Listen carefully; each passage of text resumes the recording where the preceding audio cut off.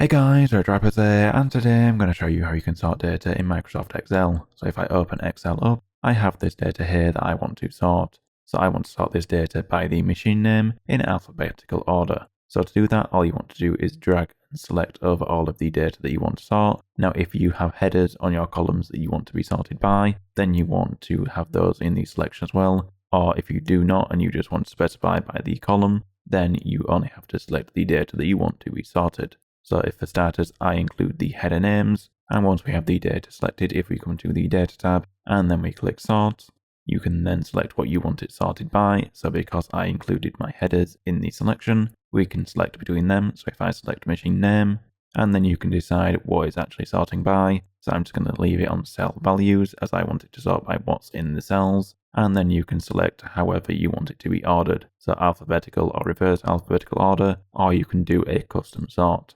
So I'm just going to leave it on A to Z, and if I click OK, the list is now sorted. Now if I just undo that, alternatively if I do not select the headers this time, so if I just select the data that I want to be sorted and I click sort again, and then we just uncheck the my data has headers. Now when we come to the sort by, we now just get column A and column B. As we've told it, we do not have headers, so it's just asking you which of these columns should it sort by. So again, if we select column A, as that is what I want it to be sorted by, and I leave it on order A to Z, and I click OK, that again will organize this set of data by the machine name here in alphabetical order. So guys, that's as simple as it gets. If you liked the video, don't forget the like button. If you disliked it, the dislike button. Subscribe for more content like this, and I'll see you another time. Bye.